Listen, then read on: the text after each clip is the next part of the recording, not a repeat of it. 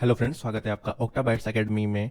और आज हम पढ़ने वाले हैं कि पाइथन इंपोर्ट कीवर्ड क्या होता है, किस तरीके से इसे यूज़ किया जाता है, किस किस सिनेरियो में इसका यूज़ होता है और आप अपने पाइथन प्रोग्राम के अंदर किस तरीके से इसे यूज़ कर सकते हैं। तो चलिए शुरू करते हैं।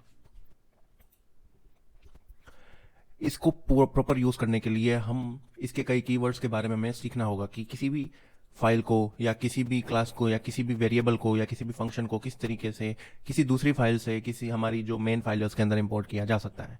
सबसे पहला कीवर्ड आता है import keyword. Import keyword use किया जाता है किसी मॉड्यूल या फाइल को इंपोर्ट करने के लिए, किसी क्लास को इंपोर्ट करने के लिए, किसी फंक्शन को या किसी वेरिएबल को इंपोर्ट करने के लिए यूज़ होता है।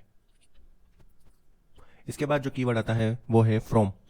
फ्रॉम तब हम यूज करते हैं जब हम किसी क्लास, फंक्शन और वेरिएबल को इंपोर्ट करना चाहते हैं किसी पर्टिकुलर फाइल से। अगर आपने एक अपनी फाइल बनाई है जिसके अंदर कई सारी क्लासेस हैं, कई सारे फंक्शंस हैं, कई सारे वेरिएबल्स हैं, और अगर आप उन सभी क्लासेस, फंक्शन और वेरिएबल्स का यूज करना चाहते हैं अपनी किसी और फाइल के अंदर, तो सबसे पहले आप फ्रॉम वर्ड का यूज करके उस फाइल को इंपोर्ट करेंगे और उस फाइल को इंपोर्ट करने के बाद उसके जितनी भी क्लासेस, फंक्शन और वेरिएबल्स है उसको आप यूज कर सकते हैं। As keyword. As keyword use होता है किसी भी फाइल से इंपोर्ट की गई क्लास, वेरिएबल्स और फंक्शंस का इंस्टेंस ऑब्जेक्ट बनाने के लिए। ये जो इंस्टेंस ऑब्जेक्ट होते हैं इनको बाद में आप अपनी इस फाइल के अंदर कई तरीके से यूज कर सकते हैं जैसे आप उसे यूज करना चाहें। क्लासेस क्या होती हैं, फंक्शंस क्या होते हैं, वेरिएबल्स क्या होते हैं और इंस्टेंस ऑब्जेक्ट क्या होते हैं, ये सब हम आने वाली अपनी नेक्स्ट वीडियोस में बात करेंगे। तो जो मेन हमारा वर्डिंग्स बनती है वो होती है from file import class as instance object.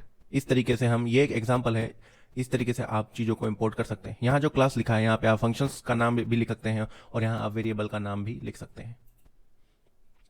ये एक फाइल स्ट्रक्चर है किसी फोल्डर के अंदर। ये आपका मेन फोल्डर है जिसके अंदर 5 फाइलें बनी हुई हैं। क्योंकि ये पाइथन फाइल है इसलिए इनका एक्सटेंशन है .py। अब हमें अगर फाइल 1 को इंपोर्ट करना है तो हम बोलेंगे इंपोर्ट फाइल 1। उसके बाद अगर हमें फाइल 2 को इंपोर्ट करना है तो हम लिखेंगे इंपोर्ट फाइल 2। इसी तरीके से जो भी आपका फाइल का नाम हो आपको बस उस फाइल के नाम को इंपोर्ट के सामने लिखना है। अगर आप नोटिस कर सकते हैं तो एक ही फोल्डर के अंदर ये सारी फाइलें पड़ी हुई हैं। इंपोर्ट कीवर्ड तभी काम करता है जब ये जो फाइलें हैं वो उस ही एक पर्टिकुलर फोल्डर में पड़ी हो या पर्टिकुलर डायरेक्टरी के अंदर अगर सेम फाइलें पड़ी हुई हैं तो आप वहां से ही उन्हें इंपोर्ट कर सकते हैं।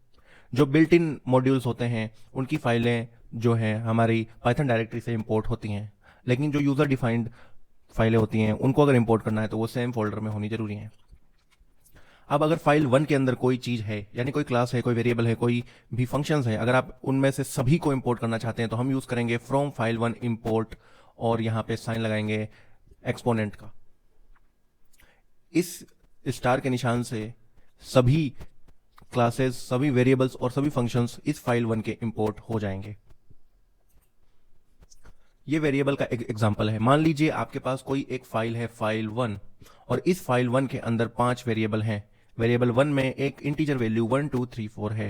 वेरिएबल 2 के अंदर बूलियन वैल्यू ट्रू और फॉल्स है। वेरिएबल 3 के अंदर एक स्ट्रिंग है। वेरिएबल 4 के अंदर एक लिस्ट है और वेरिएबल 5 के अंदर एक टुपल रखा हुआ है। अगर अब हमें इन सभी वेरिएबल्स को इंपोर्ट करना होगा तो हम लिखेंगे from file 1 import everything. Everything का मतलब वो स्टार सिंबल जो आपने पहले देखा था। अब मान लीजिए आपको खाली वेरिएबल 1 को ही इंपोर्ट करना है तो आप लिखेंगे फ्रॉम फाइल 1 इंपोर्ट वेरिएबल 1। इससे आप 1 2 3 4 की वैल्यू को इंपोर्ट कर पाएंगे। इस वेरिएबल 1 को आप इंस्टेंस वेरिएबल में सेव कर सकते हैं और इसकी वैल्यूज का अपने प्रोग्राम में यूज कर सकते हैं। इसके बाद अगर आप इन सभी में से चूज करना चाहते हैं कि आप किस किस को इंपोर्ट करना चाहते हैं तो आप उनके नाम सेपरेटली भी लिख सकते हैं, जैसे from file 1 import variable, variable 2, variable 3। आप इसी तरीके से जो भी वेरिएबल आप इंपोर्ट करना चाहते हैं आप उसका नाम यहाँ पे लिख सकते हैं इस मैनर के अंदर। अगर किसी फाइल के अंदर खाली फंक्शंस लिखे हुए हैं, मान लीजिए किसी एक फाइल के अंदर फाइल 1 में तो हमने वेरिएबल्स लिखे थे, फाइल 2 के अंदर मान लीजिए हमने फंक्शंस लिखे हैं, मान लीजिए function 1, function 2, function 3, function 4, function 5 लिखे हुए हैं। अगर आप किसी पर्टिकुलर फंक्शन को इंपोर्ट करना चाहते हैं तो आप लिखेंगे फ्रॉम फाइल 2 इंपोर्ट फंक्शन 1 या फंक्शन 2 या फंक्शन 3। इस तरीके से खाली आप एक फाइल, इसी फाइल में से एक ही फंक्शन को इंपोर्ट कर पाएंगे। अगर आप कई सारे फंक्शंस को इंपोर्ट करना चाहते हैं, मान लीजिए फंक्शन 2, फंक्शन 4 और फंक्शन 5 को इंपोर्ट करना चाहते हैं तो आप लिखेंगे from file 2 import function 2, function 4 और फंक्शन 5। यहाँ पे जो फंक्शन 1 लिखा है यहाँ पे फंक्शन का नाम आता है। आप उस नाम को यहाँ पर लिख करके और इस तरीके से इसको इंपोर्ट कर सकते हैं।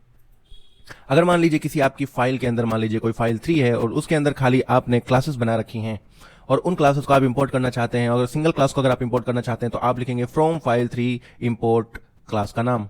जैसे यहाँ पे हमारे पास है class addition, class subtraction, class multiplication, class division और क्लास एक्सपोनेंट। तो अगर हमें एडिशन को इंपोर्ट करना है तो हम लिखेंगे फ्रॉम फाइल 3 इंपोर्ट एडिशन। अगर हमें 2-3 क्लासें एक साथ इंपोर्ट करनी है तो हम लिखेंगे from file 3 import addition, subtraction and division. यहाँ पे आप जो चाहें उस क्लास को इंपोर्ट कर सकते हैं दूसरी फाइल से अपनी मेन फाइल के अंदर। ये पूरा सेंटेंस था उसके लिए। अब हम बात करेंगे इंस्टेंस वेरिएबल। इंस्टेंस वेरिएबल इसलिए इजी हो जाते हैं हमारे लिए क्योंकि हम जो भी चीज इंपोर्ट कर रहे हैं हम उसे एक वेरिएबल के अंदर स्टोर कर लें, ताकि हम किसी भी फंक्शन का या किसी भी क्लास का, क्लास के अंदर के फंक्शंस का या किसी भी वेरिएबल का यूज बहुत ही इजी तरीके से कर सकें। ये एक फाइल है और इस फाइल के अंदर हमने इंपोर्ट किया है फाइल 1, फाइल 2, फाइल 3। फाइल 1 के अंदर ढेर सारी क्लासेस थी तो हमने एक क्लास को इंपोर्ट किया है और एस कीवर्ड का यूज करके उसे name1 वेरिएबल के अंदर स्टोर कर लिया है। अब अगर हमें इस क्लास का यूज करना है तो हम name1 को कॉल करके इसके अंदर के फंक्शंस और वेरिएबल को यूज कर सकते हैं। इसके बाद हमने एक फाइल 2 से इंपोर्ट किए हैं फंक्शन। यहाँ पे फंक्शन का नाम आप जो भी उस फाइल के अंदर हो आप उसको इंपोर्ट कर सकते हैं। तो हमने इसको इंपोर्ट करके name2 नाम के वेरिएबल में स्टोर कर लिया है। अब हम चाहें तो name2 को कॉल करके और इस फंक्शन का यूज कर सकते हैं। इसी तरीके से फाइल 3 के अंदर हमने इंपोर्ट किया है वेरिएबल। इस वेरिएबल को हम name3 में स्टोर करेंगे और फिर इसको बाद में आगे यूज कर सकते हैं। देखते हैं अब हम प्रैक्टिकली विजुअल स्टूडियो कोड के अंदर की इसका यूज कैसे किया जाता है। तो हम आ गए हैं हमारे विजुअल स्टूडियो कोड के अंदर। सबसे पहले हम फाइल बनाते हैं। पाइथन फाइल बनाने के लिए जो एक्सटेंशन होता है वो होता है .py। तो हम इसका नाम रखेंगे file1.py। ये हमारी फाइल नंबर 1 हो गई। इस फाइल नंबर 1 के अंदर हम क्लासेस स्टोर करने वाले हैं। क्लास बनाने के लिए आपको कीवर्ड लिखना होता है क्लास। क्लास लिखने के बाद में आप उस क्लास का नाम देते हैं। मैं यहां पे नाम दे रहा हूं क्लास 1। और हम इस क्लास के अंदर इस क्लास 1 का कंस्ट्रक्टर बनाएंगे। कंस्ट्रक्टर बनाने के लिए इसमें एक डेफिनेशन हमें देनी होती है, एक फंक्शन देना पड़ता है जो होता है init फंक्शन। तो init फंक्शन को हम यहां पे लिखेंगे। इसको लिखने के बाद हम इसे पास कर देंगे क्योंकि हमें अभी कुछ भी इसमें रिटर्न नहीं करवाना है। तो ये एक बेसिक स्ट्रक्चर होता है। इसके नीचे आप चाहे तो कोई भी फंक्शन लिख सकते हैं, बट हमारे लिए अभी ये इनफ है। इसी तरीके से हम 5 क्लासेस और बना लेते हैं।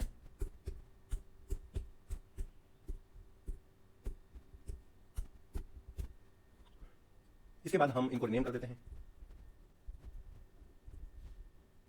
और सहूलियत के लिए मैं इन्हें छुपा देता हूं ताकि आप अच्छे से देख सकें कि हमने पांच क्लासेस बना ली हैं। क्लास 1, क्लास 2, क्लास 3, क्लास 4 और क्लास 5। इन क्लास का नाम आप कुछ भी दे सकते हैं। इसके बाद हम एक नई फाइल और बनाते हैं। इस फाइल का नाम देते हैं file2.py। अब इस फाइल 2.py के अंदर हम बनाएंगे फंक्शंस। हम केवल फंक्शंस ही बनाएंगे, इसके अंदर कोई भी क्लास हम नहीं बनाएंगे। फंक्शंस बनाने के लिए जो कीवर्ड होता है वो होता है डेफ। इसके बाद हमें देना होता है फंक्शंस का नाम। तो हम देंगे function1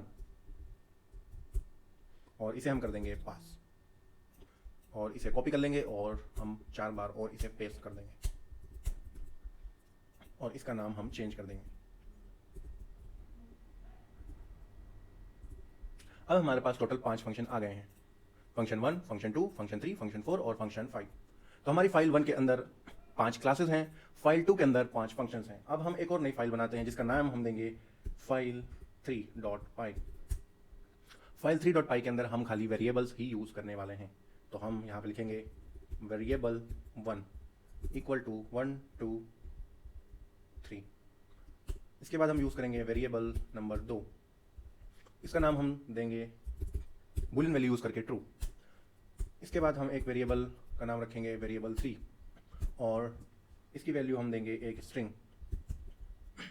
इसके बाद हम लेंगे एक और वेरिएबल नंबर 4 और हम इसको बनाएंगे एक लिस्ट और इस लिस्ट के अंदर हम पहले एक इंटीजर लेंगे, एक स्ट्रिंग लेंगे और एक बूलियन वैल्यू लेंगे। और वेरिएबल नंबर 5 के लिए हम यूज करने वाले हैं एक टुपल। इस टुपल के अंदर भी हम एक इंटीजर लेंगे, एक स्ट्रिंग वैल्यू लेंगे और एक बूलियन वैल्यू लेंगे। तो ये हमारे टोटल 5 वेरिएबल बन गए हैं। तो वापस से हम देखें तो फाइल 1 के अंदर हमारे पास क्लासेस हैं खाली, फाइल 2 के अंदर खाली फंक्शंस हैं और फाइल 3 के अंदर हमारे पास वेरिएबल्स हैं। अब हम बनाएंगे एक फाइल नंबर 4, file4.py। अब इस फाइल 4 के अंदर हम ये देखेंगे कि फाइल 1, फाइल 2 और फाइल 3 को किस तरीके से इंपोर्ट किया जाता है। अगर आप खाली एक फाइल से सब कुछ इंपोर्ट करना चाहते हैं तो उसके लिए कीवर्ड होगा इंपोर्ट, फाइल का नाम, इस केस में है फाइल 1, और सबको इंपोर्ट करने के लिए हम स्टार सिंबल का यूज करेंगे। इस स्टार सिंबल को आप खाली फ्रॉम के साथ में यूज कर सकते हैं। खाली इंपोर्ट का यूज करने के बाद आप फाइल 1 को इस तरीके से इंपोर्ट कर सकते हैं।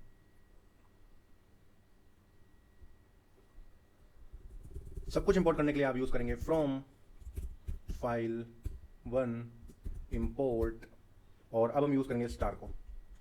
इस स्टार को यूज करने के बाद आप फाइल 1 के अंदर जितने भी फंक्शंस वेरिएबल्स होंगे वो सभी आप यहां यूज कर पाएंगे। फाइल 1 के अंदर हमारे पास 5 क्लासेस हैं।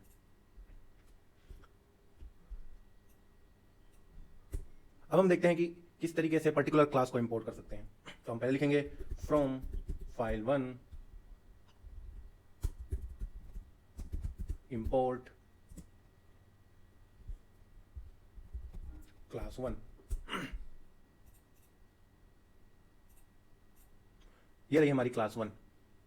इस क्लास 1 के अंदर अभी हमारे पास खाली कंस्ट्रक्टर मेथड है,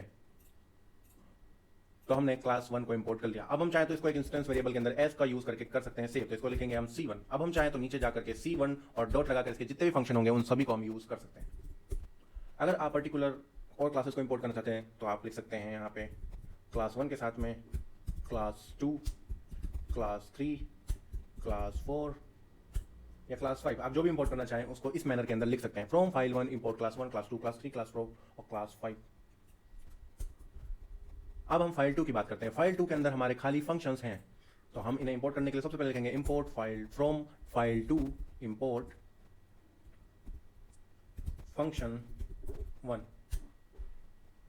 इसके बाद आप चाहें तो इसे एक इंस्टेंस वेरिएबल के अंदर सेव कर सकते हैं F1 करके, और इसे जब आप यूज करना चाहेंगे तो आप कर सकते हैं A = F1 और यहाँ पर फंक्शन। इन दो ब्रैकेट के बीच में इसके पैरामीटर आएंगे, क्योंकि हमने यहाँ पे कोई पैरामीटर यूज नहीं किए इसलिए हमें पैरामीटर का यूज नहीं होगा। तो इस तरीके से किसी भी फंक्शन को इंस्टेंस वेरिएबल के अंदर सेव करके बाद में इसे यूज किया जा सकता है। अगर आप चाहते हैं कि और फंक्शंस को हम इंपोर्ट करें उस फाइल 2 से, तो आप लिखेंगे फंक्शन 1 के बाद में जो भी आपको फंक्शन करना हो इंपोर्ट। मान लीजिए मुझे फंक्शन 2 इंपोर्ट करना है, इसके बाद मुझे फंक्शन 4 इंपोर्ट करना है, तो मैं इस मैनर के अंदर इनको इंपोर्ट कर सकता हूँ। फंक्शन 1, फंक्शन 2, इनमें से कोई भी फंक्शन में इंपोर्ट कर सकता हूँ और इन्हें यूज कर सकता हूँ। इंपोर्ट करने के बाद अगर तुरंत आप इसको यूज करना चाहते हैं बिना इंस्टेंस वेरिएबल में सेव किए, तो आप इस तरीके से भी कर सकते हैं A = फंक्शन 1। अब बात करते हैं फाइल नंबर 3 की। फाइल नंबर 3 में हमारे पास खाली वेरिएबल्स हैं, तो इनको एक्सेस करने के लिए सबसे पहले हम लिखेंगे फ्रॉम फाइल 3 इंपोर्ट वेरिएबल 1। हमें ध्यान रखना होगा कि जो भी फाइल का नाम है या वेरिएबल है या क्लास है वो केस सेंसिटिव होता है पाइथन के अंदर। यानी अगर यहाँ पे कैपिटल में लिखा होता तो हमें वेरिएबल को यहाँ पर भी कैपिटल में लिखना होता, बट अभी ये स्मॉल में है इसलिए यहाँ भी स्मॉल लेटर में हम यूज करेंगे। अब हमने यहाँ पे इंपोर्ट वेरिएबल 1 कर लिया है, हम चाहें तो इसका यूज कर सकते हैं। सबसे पहले इसको हम एक V1 इंस्टेंस वेरिएबल में डालेंगे और इसके बाद हम प्रिंट करेंगे V1 को। तो यहाँ पे आप देखिए 1 2 3 प्रिंट हो गया, और फाइल 3 के अंदर जो वेरिएबल 1 था उसके अंदर 1 2 3 था, हमने वेरिएबल 1 को इंपोर्ट किया, V1 के अंदर डाला और अब हम उसे प्रिंट कर पा रहे हैं। इसी तरीके से आप वेरिएबल 2 3 4 और 5 को भी इंपोर्ट कर सकते हैं। वेरिएबल 2 को इंपोर्ट करने के लिए लिखेंगे वेरिएबल 2, वेरिएबल 3 को इंपोर्ट करने के लिए लिखेंगे वेरिएबल 3। इसी तरीके से जो भी आप वेरिएबल इंपोर्ट करना चाहें वहां पे आप ऐसा लिख सकते हैं।